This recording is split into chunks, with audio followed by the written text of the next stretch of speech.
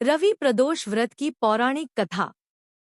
रविवार के दिन यह व्रत आने के कारण इसे रवि प्रदोष व्रत कहा जाता है। प्रदोष व्रत हर महीने के दोनों पक्षों की त्रयोदशी तिथि को रखा जाता है।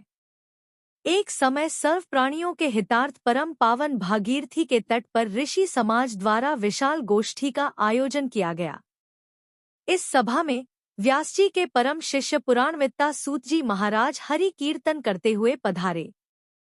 सूत जी को आते हुए देखकर शौनकादि 88,000 ऋषिमुनियों ने खड़े होकर दंडवत प्रणाम किया। महाज्ञानी सूत जी ने भक्तिभाव से ऋषियों को हृदय से लगाया तथा आशीर्वाद दिया। विद्वान ऋषिगण और सब शिष्य आसनों पर विराजमान हो गए।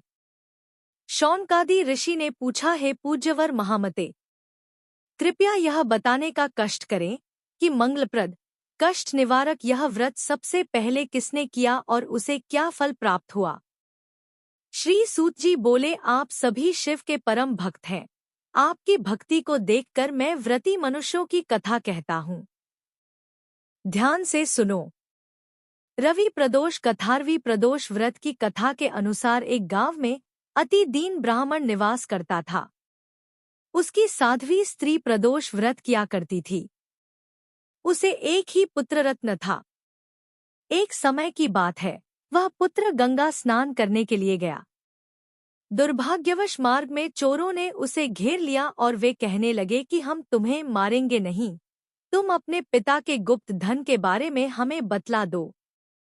बालक दीन भाव से कहने लगा कि बंधुओं, हम अत्यंत दुखी दीन हैं, हमारे पास धन कहाँ है। तब चोरों ने कहा कि तेरे इस पोटली में क्या बंधा है। बालक ने संकोच कहा कि मेरी माँ ने मेरे लिए रोटियां दी हैं। यह सुनकर चोरों ने अपने साथियों से कहा कि साथियों, यह बहुत ही दीन दुखी मनुष्य है, हम किसी और को लूटेंगे। इतना कहकर चोरों ने उस बालक को जाने दिया। बालक वहां से चलते हुए एक नगर में पहुंचा। नगर के पास एक बरगद का पेड़ था। वह बालक उसी बरगद के वृक्ष की छाया में सो गया।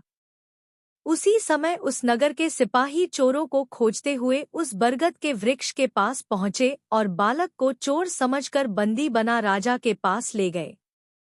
राजा ने उसे कारावास में बंद करने का आदेश दिया। ब्राह्मणी का लड़का जब घर नहीं लौटा तब उसे अपने पुत्र की बड़ी चिंता हुई।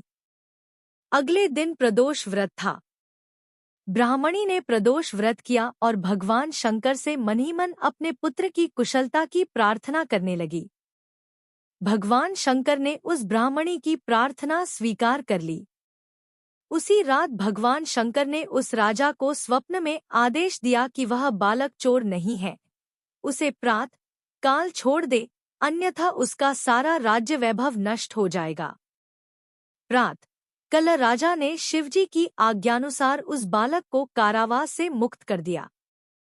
बालक ने अपनी सारी कहानी राजा को सुनाई। सारा वृत्तांत सुनकर राजा ने अपने सिपाहियों को उस बालक के घर भेजा और उसके मातापिता को राजदरबार में बुलाया।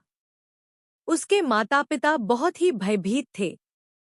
राजा ने उन्हें भयभीत देखकर कहा कि आप भयभीत न हो, आपका बालक निर्दोष है। राजा ने ब्राह्मण को 5 गांव दान में दिए जिससे कि वे सुखपूर्वक अपना जीवन व्यतीत कर सकें। भगव शव की कृपा से ब्राह्मण परिवार आनंद से रहने लगा। अतः जो मनुष्य रवि प्रदोष व्रत को करता है वह सुखपूर्वक और निरोगी होकर अपना पूर्ण जीवन व्यतीत करता है तथा उसके जीवन में खुशहाली आती है।